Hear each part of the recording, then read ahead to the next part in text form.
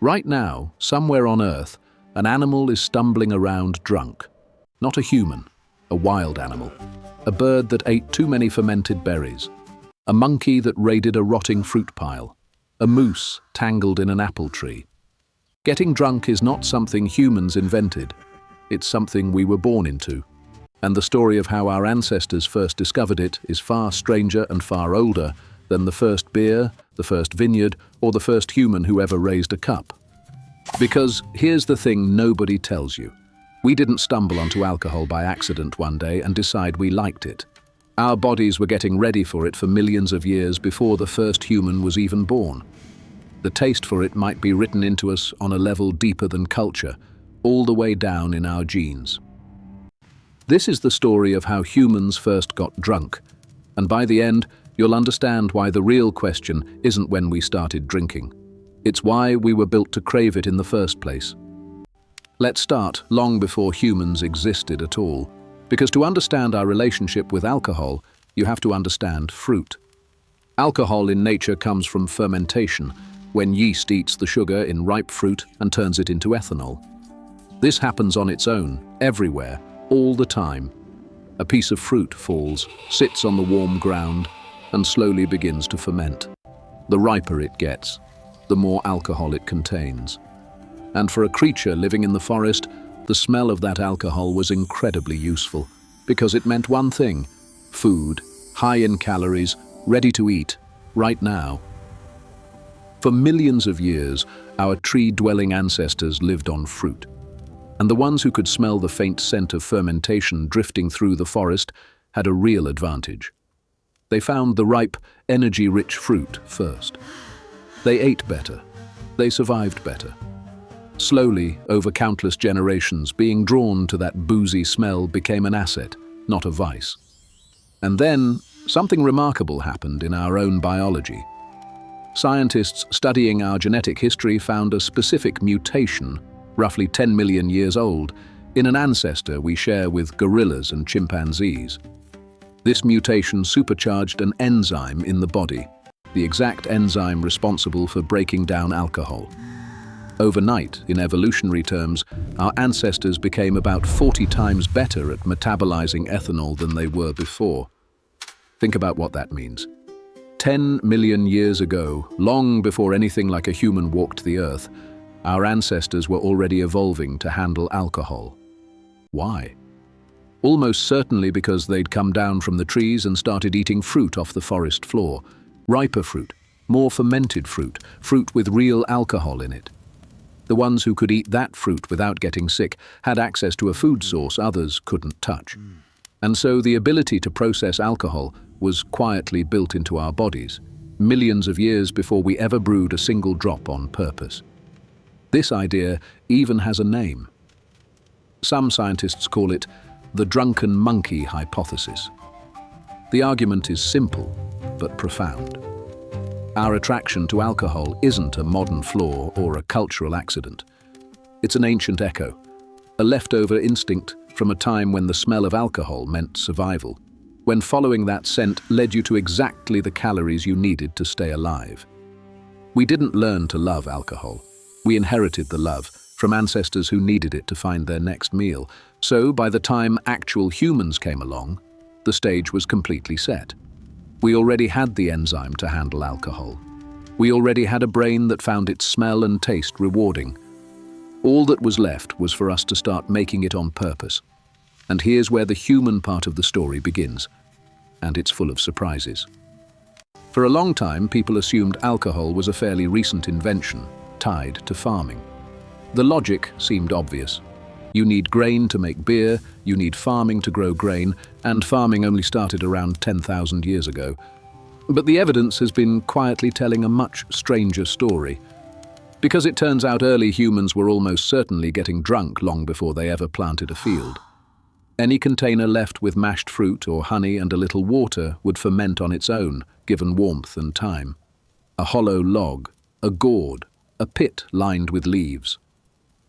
Nature does the brewing for free. A group of hunter-gatherers who left wild fruit sitting in a container for a few days would come back to something mildly alcoholic, whether they meant to or not.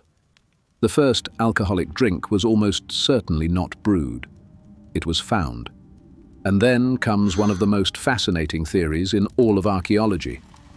Because when scientists looked at where and when humans first settled down and started farming, they found something that didn't quite fit. In some of the oldest sites, the evidence for beer seems to appear right alongside, or even before, the evidence for bread, which led to a genuinely radical question. What if humans didn't settle down to farm grain for food? What if, at least in part, they settled down to farm grain for beer? It sounds absurd at first, but sit with it. For a hunter-gatherer, farming is brutal work. It ties you to one spot. Why would anyone give up the freedom of the roaming life for that? Well, one powerful reason is that alcohol is not just a drink. It's a social glue. Shared feasts, shared drinking, shared altered states. These are among the most powerful bonding tools humans have. Some researchers seriously argue that the desire to gather, to feast, and to drink together may have been one of the forces that pushed humans to settle down, grow grain, and build the first permanent communities. In other words, the very foundations of civilization might rest in part on the human desire to throw a party. Whether or not that turns out to be the whole story, one thing is now clear from the archaeology. Deliberate brewing is ancient. At a site in the Near East, researchers found the residue of beer making in stone containers dating back roughly 13,000 years, older than farming, tied to ritual feasts held by hunter-gatherers. These weren't farmers with granaries. These were people who gathered wild grain and used some of it to brew a drink for a ceremony. Drinking, it seems, was woven into human ritual from the very beginning. And once humans truly settled down, alcohol exploded across the ancient world. Nearly every early civilization, independently, discovered how to brew or ferment something. In Mesopotamia, beer was so central that workers were paid in it. In Egypt, beer was food, medicine, and offering all at once.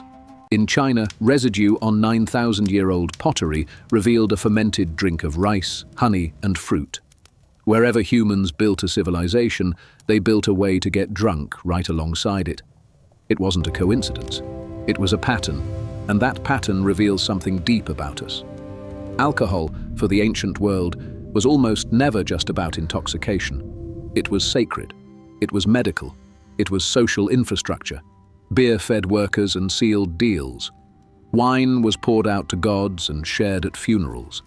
Fermented drinks were often safer than the local water. For much of history, a mild buzz wasn't recreation. It was part of daily survival, woven into work, worship, medicine, and community. But of course, there's a shadow side to this story. The same shadow that follows every powerful thing humans have ever discovered. The very instinct that once led our ancestors to life-saving calories can, in a world of unlimited cheap alcohol, lead somewhere much darker. The drunken monkey followed the scent of fermentation because, in the forest, that scent was rare and precious. But we no longer live in that forest. We built a world where alcohol is everywhere, endless and stronger than anything found in nature. And the ancient instinct that was once an advantage can, in that new world, quietly become a trap. That's the tension at the very center of the human relationship with alcohol. The same craving that helped our ancestors survive is the craving that can destroy a person today. It's not a modern weakness. It's an ancient strength that no longer fits the world we've made. So, when did ancient humans first get drunk? The honest answer stretches almost unimaginably far back. Long before beer, long before farming, long before humans. The first drink was a piece of overripe fruit eaten by an ancestor who wasn't even human yet, a creature following its nose toward the calories it needed to live. The taste for alcohol wasn't a decision we made. It was an inheritance, 10 million years deep, written into the body long before it was ever written into culture. And that's the thread that runs through the whole strange story.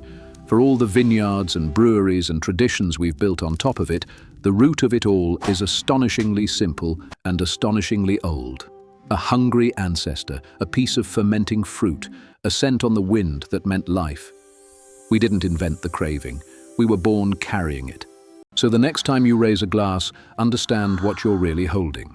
It's older than every civilization, older than farming, older than our species itself. You're answering a call that started in the trees 10 million years ago. You're just doing what your ancestors always did. That's what this channel is for, pulling apart the strange, ancient machinery still running quietly inside all of us. Subscribe, and we'll keep going back to the source.